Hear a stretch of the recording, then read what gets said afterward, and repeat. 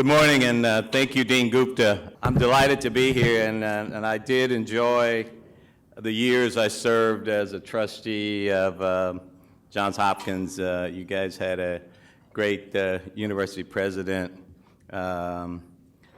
Bill Brody, and it was an honor to serve on as a trustee with him.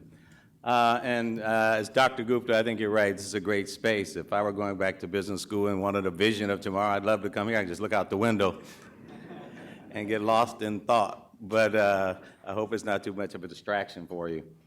What I want to do today is I'm not going to talk about my business and how I got started.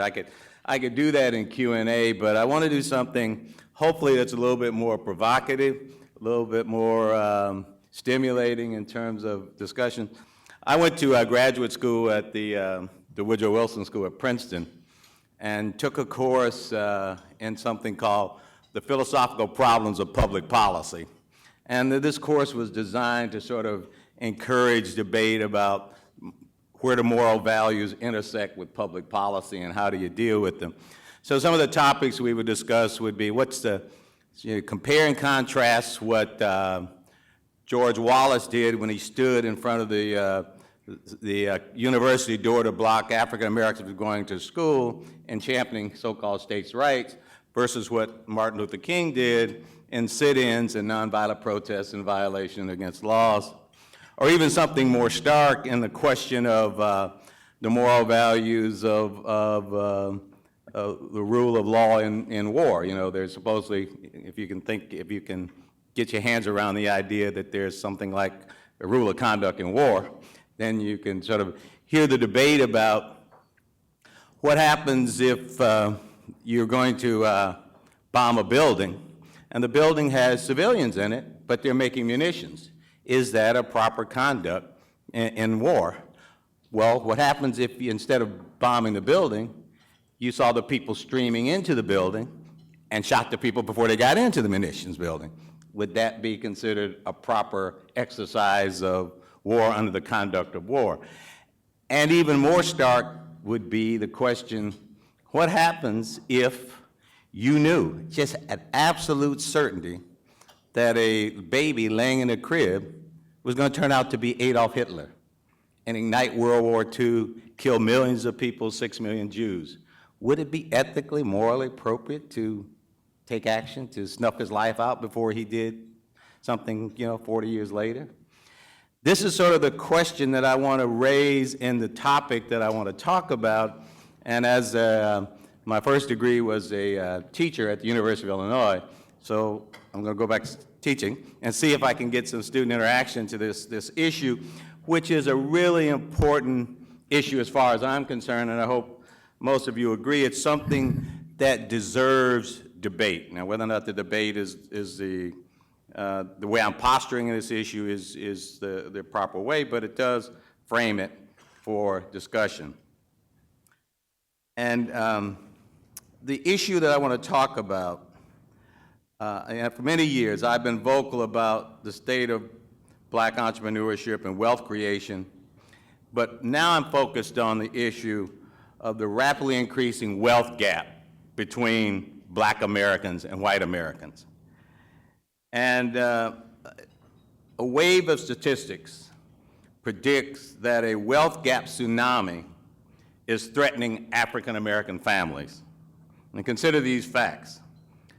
The wealth gap between white and African American families has more than quadrupled over the course of a generation.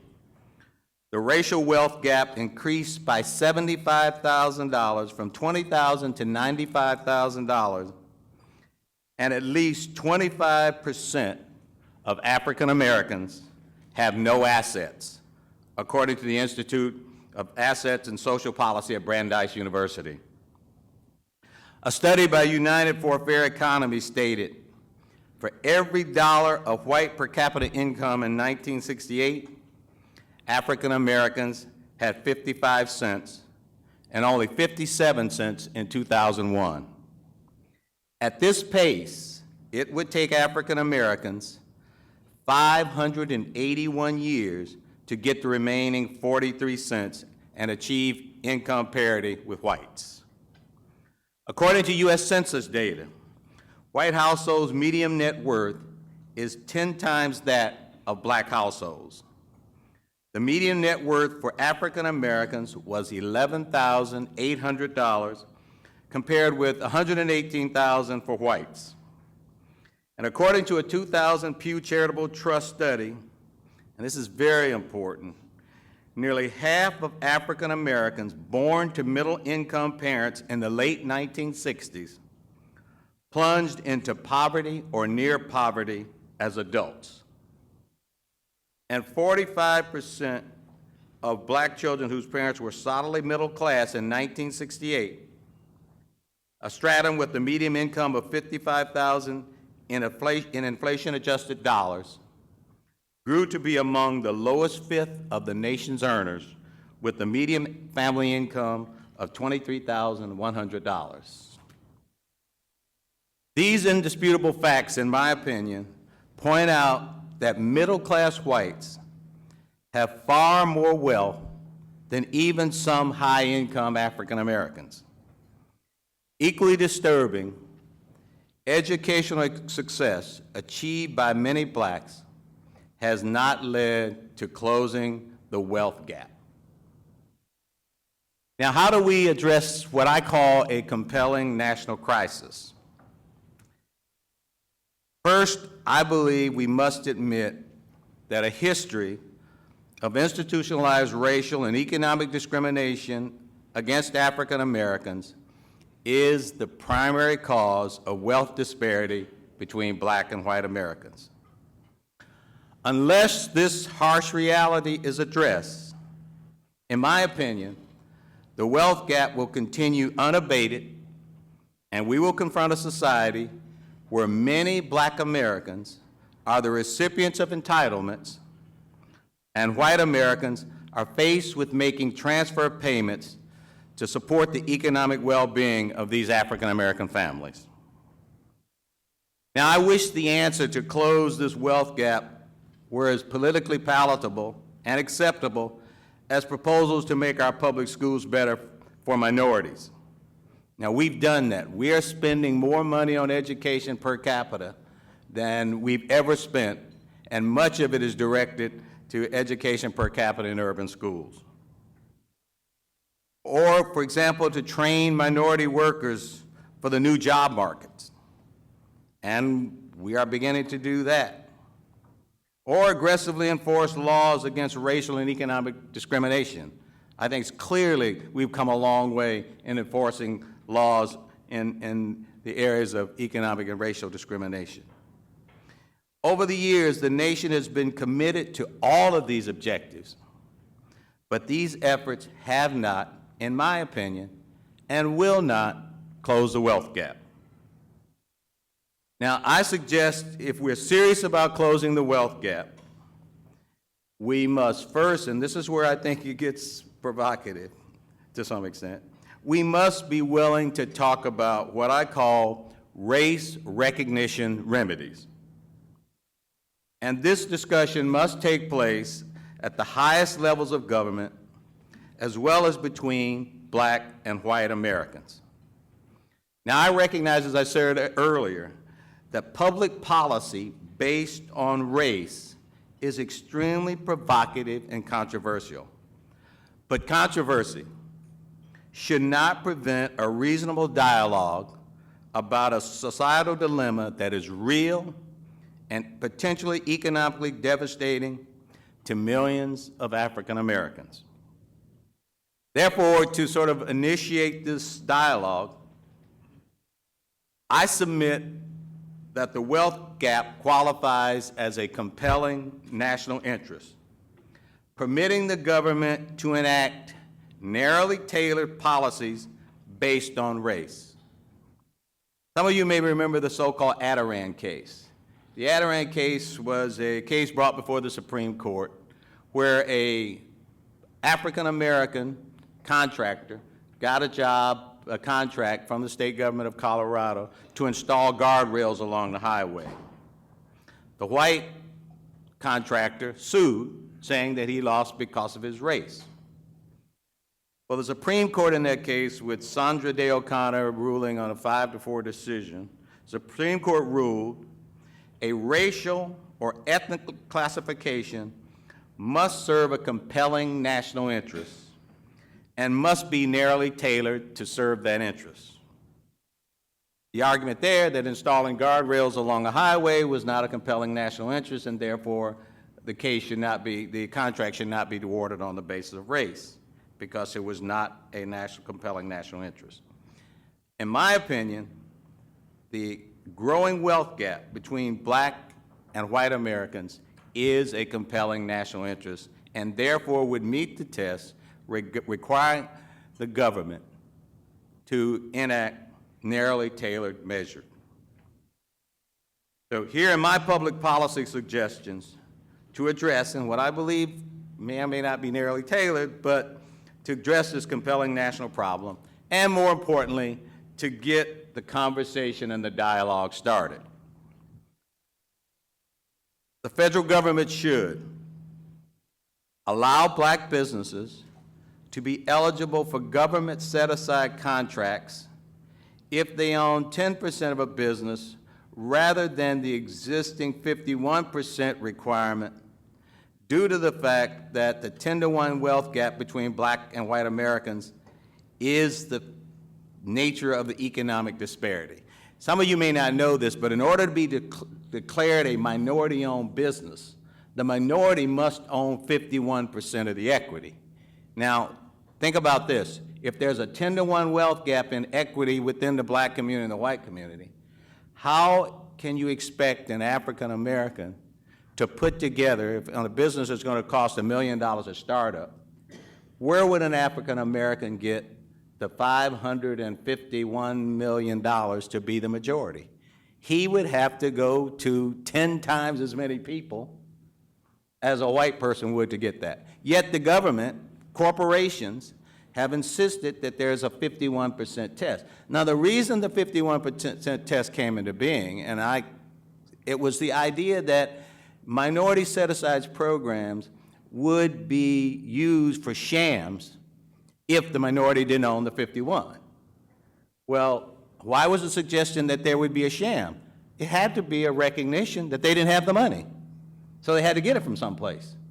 So it's sort of a catch-22. We know you don't have the money, so we're going to give you a hurdle so high you can't meet it to prevent you from being used. That was the nature of the ruling. Now, if you think about it, think about corporations in America today. Would anybody look at J.P. Morgan Chase and suggest that Jamie Dimon, who probably owned less than 0.1% of the equity of J.P. Morgan Chase, is not in charge of Chase? Would anybody suggest that any white businessman who's the CEO of a company and has stock options is not in charge of that company? But the hurdle rate for minorities is you must be 51%. And it's a 51% ruling that basically limits minorities from gaining access to capital. If you could do it at 10%, so you're going to start $1 million business, you need $100,000.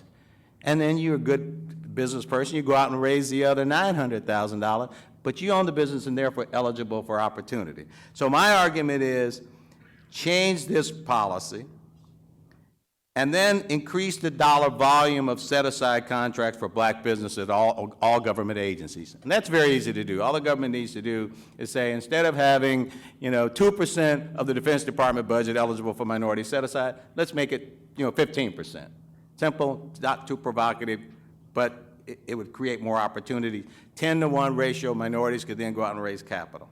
Second thing, encourage majority-owned businesses to invest in black-owned companies by significantly reducing or deferring the taxes on the economic gain from those investments, similar to the FCC tax certificate policy, which motivated majority-owned media companies to sell properties to minorities.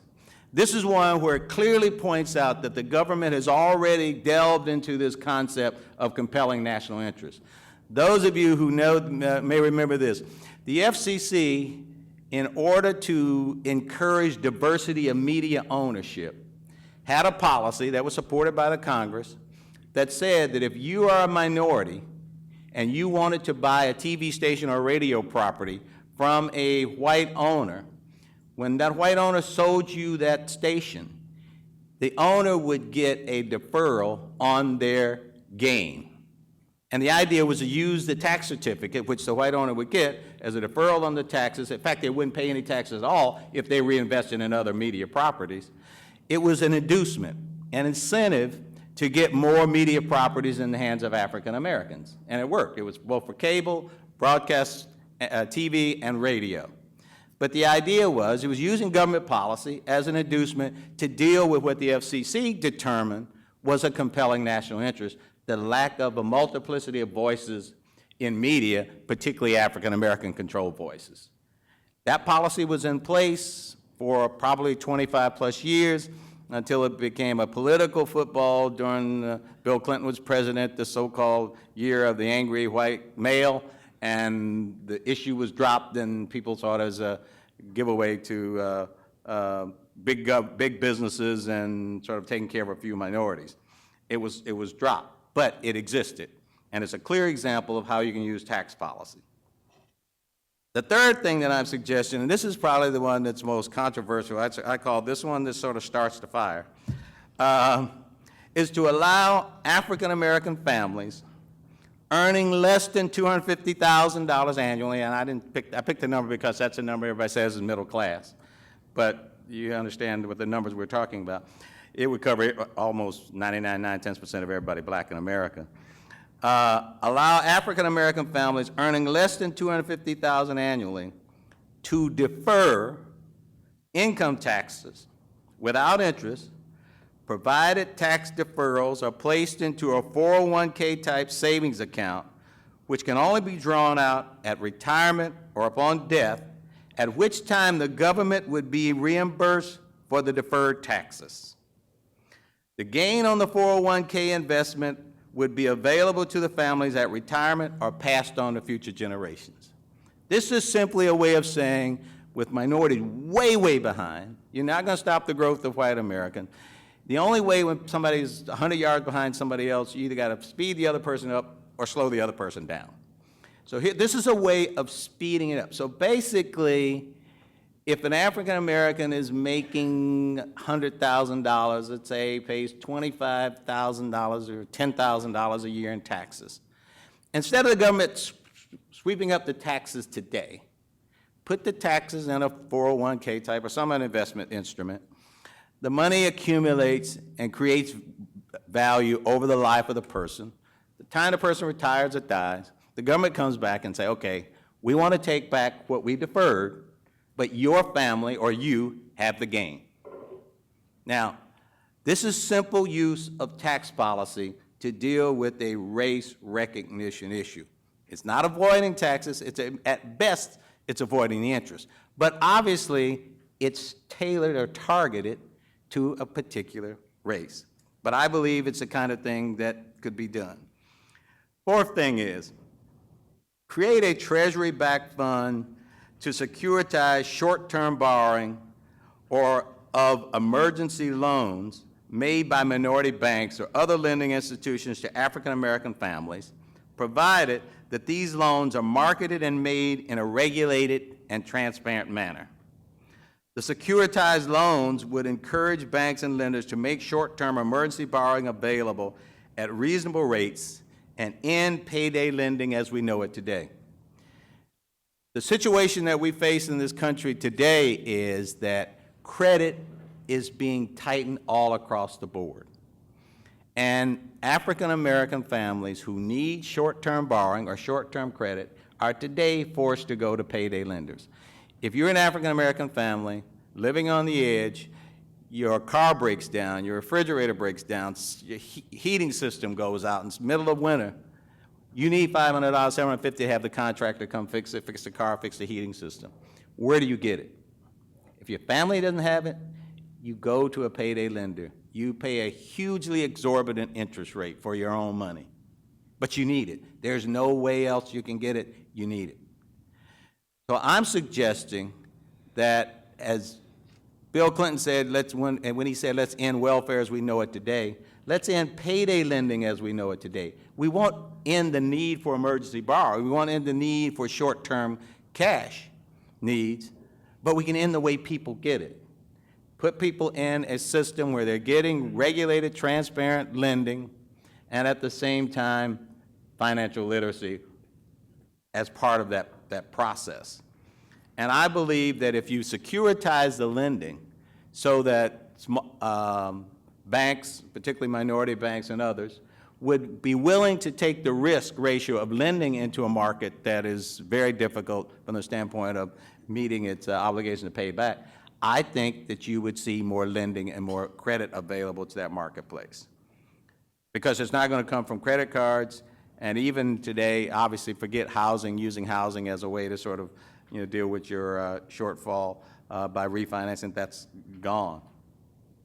The fifth thing is, and this one shouldn't be controversial at all, is require large banks under the so-called Community Reinvestment Act, or CRA, to fund a nationwide marketing campaign targeted at African Americans, particularly young adults, that will focus on financial literacy and savings and sort of postponement of instant gratification.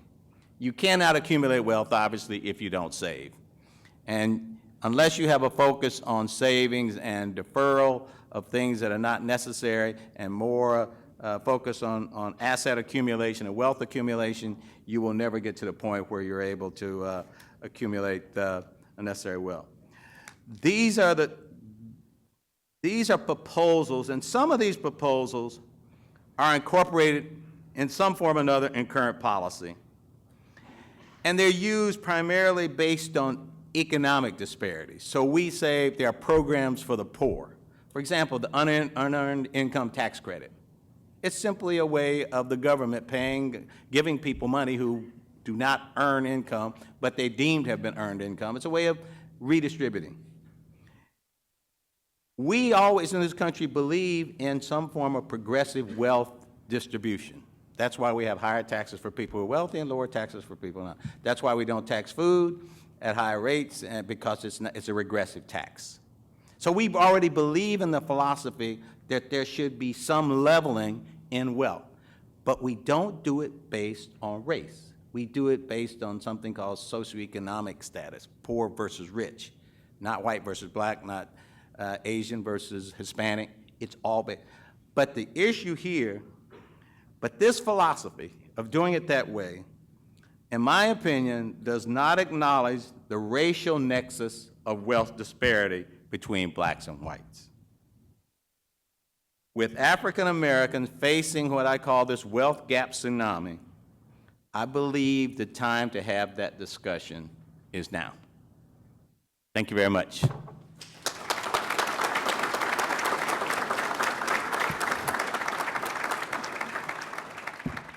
Would you focus a bit more on why your suggestions aren't revolving more around education and the race for the top money and Teach for America and some of the innovative stuff that's going on? If you look at the history, if you go back, as a study pointed out, for the past 20 years, 30 years, I'll bet you we have spent more money on educating African Americans than we've ever spent in the entire history of this country. We have eliminated every legal barrier to opportunities in the job market. We have seen African American CEOs. We've hired more African American managers at corporations. We have elected more African American officials to Congress. We even have an African American president. Keep in mind, this wealth gap happened before the financial collapse. So this wealth gap has been increasing during the time that we've done all of that. And when you look at structural changes in the economy, when you look at the fact that jobs are now global versus local and manufacturing is becoming more technically sophisticated, I don't see an education policy that can move at a pace fast enough, even if it did create wealth, to close the wealth gap. because as a study showed, children of solidly middle-class black families, so now if you argue you're middle class, you certainly were able to send your kids to school, got more people in some of the best schools in the country. It has not closed the wealth gap. And so if you take every black person and gave them a BA degree, they're still today 10-to-1 behind. Now, sure, it'll give you a better chance at getting a higher paying job than if you didn't get a bachelor's degree, but I don't think in the aggregate it's going to close the wealth gap. Good morning, Mr. Johnson.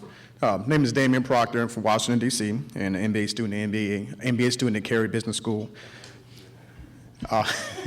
Dr. Calvin said I'm an LDP alum as well, to make sure I say that. Your idea about the securitized loans, short-term loans for African Americans, and the national media marketing campaign for financial literacy, I think are very interesting and genius. However, my thought about that is that those types of programs could be rolled out through smaller community banks, particularly African American owned banks. But the trend over history is that there's been an assault on the community banks and the small banks, where the Wall Street mega banks have been pretty much taking over the assets of the country. So, I'm kind of wondering, what are your ideas of how realistically down to the people level those programs actually get implemented? You're right. The problem with minority banks is not their commitment to lend, not their desire to lend, it's their inability to raise core capital. They simply can't raise enough money to be able to build branches, to market their products. So they're not in the geography. If you were to take away, for example, if you made every payday lending, check cashing place you see a minority branch, those banks would have those deposits. But right now, check cashers have the geography. They have the distribution. So do the big banks, but the big banks aren't in the neighborhoods where minorities are. So the minority banks are not sufficiently capitalized. You could buy, literally, because I looked at this, you could buy every minority bank in America for less than $300 million in capital. About, I'd probably say maybe less than, 4% of them have assets that would allow them to be in any way competitive against larger banks or payday lenders. It's just the problem we face here is capital formation. There's simply not enough capital formation ability in the African American community, African American businesses, to compete. So what happens? The payday lenders compete. What we're trying to do at RLJ is to create a lending bank that would loan short-term emergency borrowing. Keep in mind, this is unsecured borrowing. They have no assets. They're not pledging anything. This is strictly consumer lending unsecured. And the reason for the securitization is so you can go out and market the product on a national scale. Because the only way you make it really work is, if you said, I'm just going to loan everybody in this room, it's a pretty secure loan. But if you say, I want to loan everybody all over Baltimore, then you've got a problem with what your default rate's going to be, and so your risk ratio goes way up. The reason for the securitization, and the securitization model is what we do for housing. Fannie Mae and Freddie Mac, that's basically what they do. They sold the mortgage-backed securities. Now, people got crazy about them, and it ended up turning the whole thing down, but almost burning the house down. But the point is, if you could sell in the market under the right conditions, where they're government-backed, securities of consumer loans, in the same way that everybody else does, American Express or anybody else do, they sell those securities, but they've got a great asset underwriting for it. You could then create an ability to bring the interest rate down for low and moderate income families down to around what I think is acceptable. We're trying to get it down over time to somewhere below a 32% interest rate. That's the goal. But right now, payday lending is $300, $400 APR, 400% APR. So, anybody else? Hello, my name is Melissa Green, and I'm also an MBA student here at the Carey School, and I also work with Morgan Stanley. And I did want to actually touch on the last question. You know, with the payday lending, as far as I understand, it's completely unregulated, and I think that's one of the bigger problems with the payday lending. Like you said, the 300% ratio that people have to pay back on the APR and so forth. And with public policy, I think it's a lot of marketing to the community, the people that you're trying to, support more or less. How do you try to convince the people in the African American communities that there's alternatives to these payday lendings, that quick fix? Unfortunately, like you said, the regional banks that are within the communities, they're not getting that done. So what are your marketing strategies to put forth some of your policies? Here's what we're doing. We are filing in Delaware for a charter. Delaware has a very good favorable lending rate for bank charter. We're trying to create a lending bank that would give an alternative. What you have to do is you have to create an alternative. People don't go to payday lenders because they like payday lenders. They go to payday lender because they have no other place to go. People go to Rent-A-Center to rent a TV, not because they like to rent a TV, because they can't afford to buy a TV. So you got to create an alternative. And what I'm trying to do is to create an alternative by creating a lending bank that would focus on lending against payday lenders, basically to end payday lending. But if the payday lenders were regulated and were given bank charters, see, the problem is payday lenders can't get bank charters. But if they were a bank and could get a charter, and they did things right according to the regulators, think about this. You walk in to the payday lender, you got a check, you say, look, I want to borrow $500. They'll say, fine, we'll give you $500. We won't give it to you in cash. We'll give it to you on a prepaid card. So now you got a banking relation. And you walk out of there with a card, not with $500 in your pocket, and you want to go out, and then the next thing you know, they say, well, gee, you know what, maybe we should set up a savings program for you. And then maybe you say, oh, yeah, I want to buy a car. Well, we'll work a car loan for you because we know we got a relationship with you. The deposits would go on account in that institution. That's why if minority banks own the same geography that the payday lenders own, payday lending business is a $12 billion annual business. Much of that money is poor people, African Americans, Hispanics, and that's why the stores are in those neighborhoods. If the African American banks could corral those deposits, they would become strong financial institutions. And that's the challenge, is that they don't have the capital to build out branches like that. And they don't have the capital base, the core capital to lend. The more you lend, the more capital you got to have to secure the lending as required by the FDIC on insurance. So that's what we're trying to do. We're trying to solve that problem by creating a bank, focus on consumer lending, and bring the lending policies into a transparent, regulatory acceptable lending method to get people out of payday lending and out of chronic payday lending. Problem with payday lending is it becomes chronic. You keep going back because you don't save. So there's got to be another savings component and some sort of focus on financial literacy to make it work. Could you say something about the intersection of the wealth gap in African American families, the intersection between gender and race?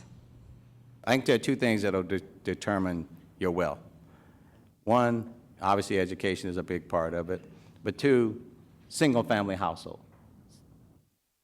If you're a two-wage earner family, one's making $100,000, one's making $75,000, you got $175,000. You're living in one house. But if you're separated or divorced or you never got married, you're a $100,000 house, $100,000 person living in a house, and you got 4 kids, and the 4 kids that you're taking care of. So that's an issue in terms of family structure. On gender, obviously, anybody will tell you black males fail to graduate at a higher level than white males. Black males earn less than white males. Black males are incarcerated more at a higher rate than white males. So clearly there's a gender issue. And do black males earn more than black females? Probably, but not the same ratio as white males to white females. So there's definitely a gender issue, but if you say black males, males the gender, the operative word in my opinion is race, black. That to me is the operative issue. And I wrestled with this, and I talked to a lot of friends of mine, colleagues, and you try to say, what is it out there? And some people will point quickly and say, we just need better schools. Well, Washington, D.C., Baltimore, Atlanta, black city councils, black teachers, black government officials, black. School system, poor. So it's something, and I don't know what it is. I went on CNBC. Wants to talk about this, and when I issued it, one of the guys, the host of it, said, Bob, you can't get people to think about wealth when they're barefoot and pregnant every day. I mean, it's some of this stuff is just plain. This problem was started 200 plus years ago, and somehow we expect it to equalize. But I'll challenge anybody to tell me if I start running and I'm 100 miles ahead of you and you start running behind me and we're running at 5 miles an hour, I guarantee you, you will never catch me. It's just a fact of life. And that's the situation we face, and I don't have an answer, so I'm grappling with this idea, but I do know that if I put more money in the black community, for example, you hear this all the time, small business is the primary driver of jobs in America. And I believe that, because I started out small businesses and I hired a lot of people. But if you take that assumption to its next level, then if you create more minority small businesses or more black-owned small businesses, since black people who start businesses hire more black people, just the way businesses work. When you start a business, you hire your friends, hire people in your neighborhood. If you want to get more black people to work, start more small black businesses. But how do you start a small black business if they don't have the capital? And then you say, well, gee, you're not really a black business unless you have 51% of the equity. It's this catch-22 that was created somewhere out of paternalism and somewhere just out of plain stupidity, that you can't get the ball moving because it's got all of these institutional prohibitions. One, you can't do things based on race. Two, minorities are going to be shams if you come up with they don't own the business and yet they have the idea, they got their position. It's a sham. When I started BET, I had an idea. John Malone, the owner of a company called TCI, gave me $500,000. Now, John Malone was a nice guy. He gave me 60% of, 80% of the company. He took 20, but he put up all the money. So you could argue, well, that's the way you got to do it. But that ain't the way most people do things. People do things based on business. So let's just change the number, make it 10%. I start a business, I need a $100,000 business, got $10,000. I can get that. Then I get $90,000 from somebody else. I'm in business, I'm a minority business. I pay the guy back his $90,000, or he's got equity, he gets in the business.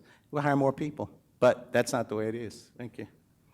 The question I have, and I agree with a lot of your points, especially the 10% threshold, but aren't we looking at an overall situation where there's an eroding of the middle class, and to look at it through a race lens overall is a little bit of an oversimplification? The fact of the matter, there's been 30 years of wage stagnation in the middle class, and all races will be affected as there's a growing split between the haves and the have-nots in this country. Oh, I think you're right. I just happen to be the advocate for the black part of it.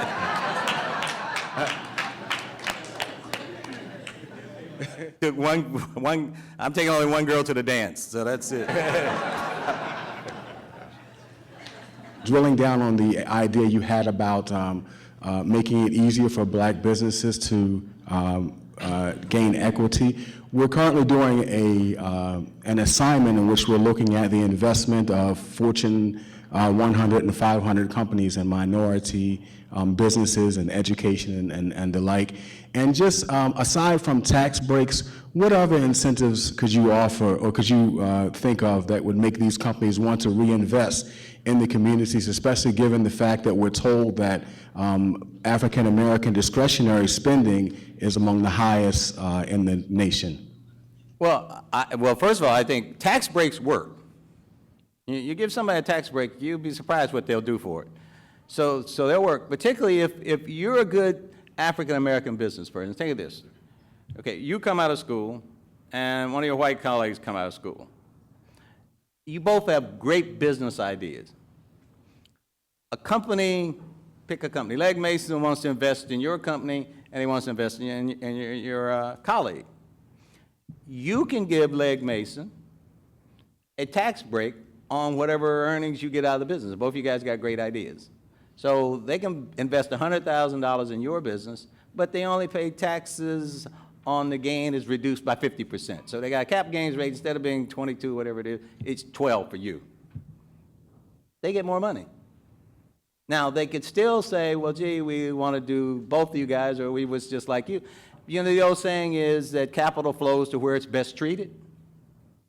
Change the tax laws, and assuming the idea is good, and none of this is coercion, and the part of encouraging business to invest where the tax laws are used as an inducement, like the tax certificate, that's not government coercion. It's not saying you got to invest with a minority company, but if you do, we're going to give you an incentive by giving you a higher return. Or even you can make the argument, we're going to take into account your belief that there may be a higher risk investing in the black community because you don't know enough about it. You don't know about the high propensity to consume within the African American community, which is very high. And that's why they got a lot of debt, because to consume more than you make. But businesses like that. Now, if a business knew that they could gain a bigger return, then they're likely to invest. I mean, when BET was public, for example, BET was public and say it's minority owned. Suppose everybody who owned a share of BET, when they sold it, instead of being taxed at a gain on the up in the stock, we're taxed at 50% of the gain. I guarantee you I'd get more people owning my stock than would own Comcast. That's the way it is. But that's why the tax incentive would work. And we need something like that in tax policy to deal with this, in my opinion. Yeah. Good morning, Mr. Johnson. My name is Tim Fo. I'm from the MS in Finance program here at the Carey Business School. And I know that you're involved in hedge funds. So my question is going to stay away from the subject, but not that far away. Actually, what type of advice you have from somebody that wants to start his own hedge fund? Good luck. It's tough. It's tough out there to go out and raise capital for hedge funds right now. I mean, they're not as big a favor as they were before, hedge funds right now, you really got to specialize. You got to really know what you're doing. You got to bring a better mousetrap. Fees are going down in it. They're not like the real high, crazy fees they had before. So I would say, if I were going to do it, emerging markets. If I were going to do a hedge fund, I'd look at emerging markets. And I'd specialize in those markets. That would be the best advice I could give you. And try to raise capital based on your ability to place capital with fund managers who know the emerging market scene. Okay. Thank you. How did you develop your deep and sophisticated business and financial acumen, given that it seems a lot of your formal education is social science based? I'll tell you a little story. When I wanted to start BET, I went out to talk to this guy named John Malone, who at that time was president of the third largest cable company, a company called TCI. In fact, they used to own the Baltimore system. And I went out and I had this business plan. I never went to business school, but I sort of had some idea of what I wanted to do. And so when I went out there to tell him I want to start BET, he said, Bob, how much did you need to start BET? I said, John, I need $500,000. He said, this took like 30 minutes. He said, here's what I'm going to do.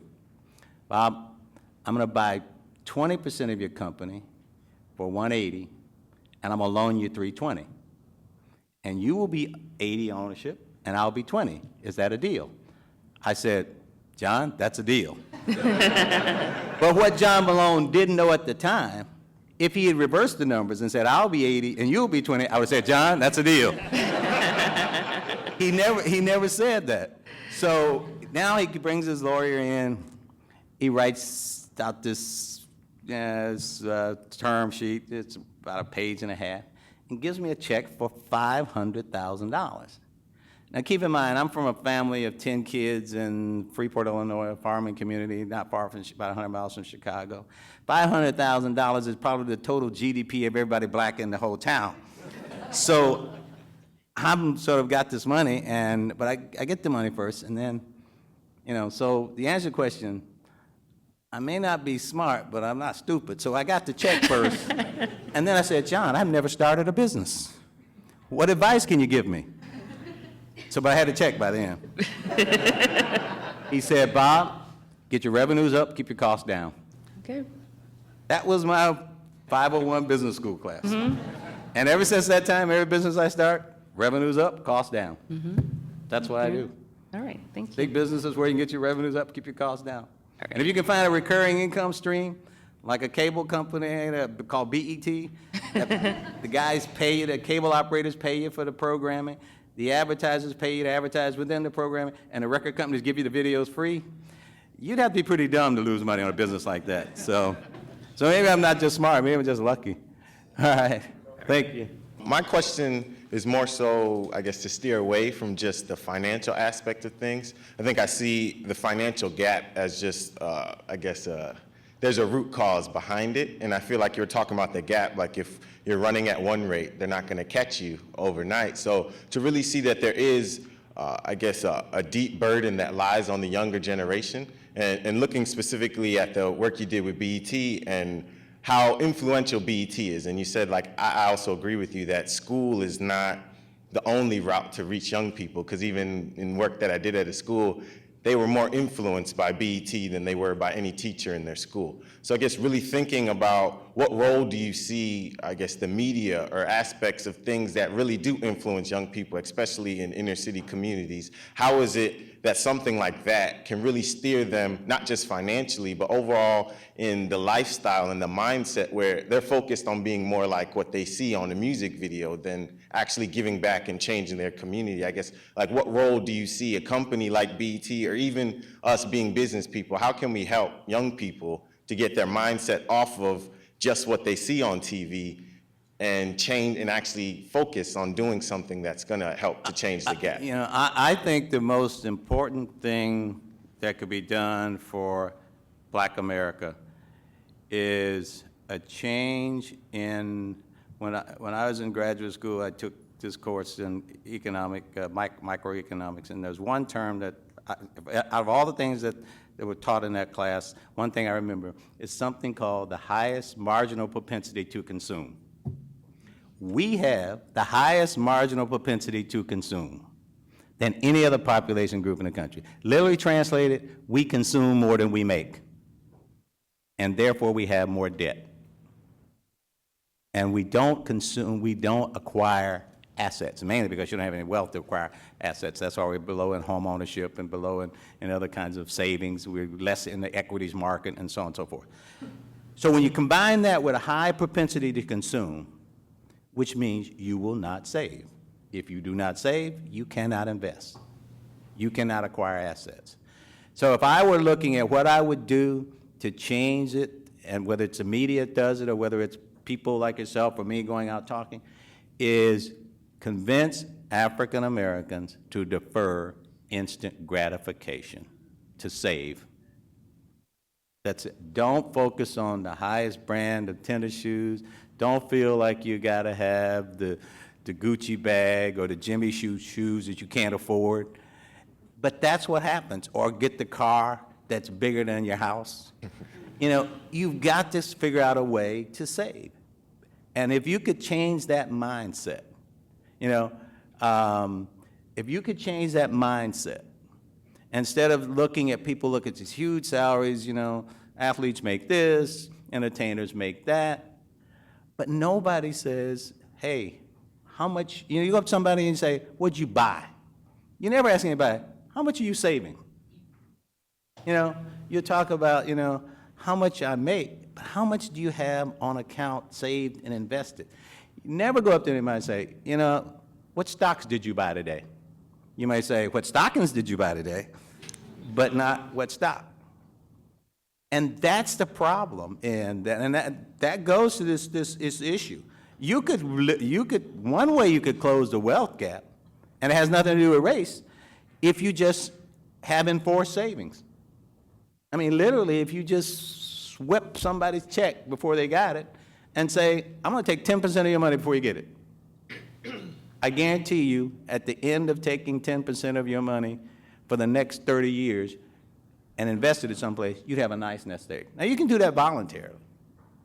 But now that would go a long way towards closing the wealth gap. But that would have to be some form of enforced savings or some forms of change in education. That's why I propose with the CRA. And I don't know what the CRA does, really. I mean, I'm sure they invest in the community and everything else. But if you took that money, had all the big banks put out a campaign, a $500,000 campaign, hired an African-American ad agency or whoever, and just drummed into people's heads savings. I could argue that they should make a financial savings program part of inner-city school teaching. Just get an instructor to say, you got to teach this class, just as you're going to teach U.S. history, you got to teach savings. Savings and investment class, you got to pass it. It's mandatory. And to me, that would go a long way. I think I got one more question, time for one more? My name is Shahid. I'm also a global MBA student here, coming from Saudi Arabia. My question was similar to Shayun. Does BET, in your opinion, or any other African-American media venue plays a specific moral role in changing this phenomenon that's going on? Do they have a specific moral role? Yes. This is something that I always swing between Charles Barkley and Martin Luther King. If you can imagine. Barkley said, I ain't no role model. Martin Luther King says, you owe it to generations to lead a path and light a way. You can argue, and I get this question all the time. When I was running BET, people would say, Bob, BET must be a role model.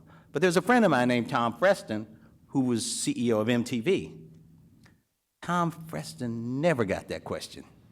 MTV could do Pimp My Ride, they could do Real People.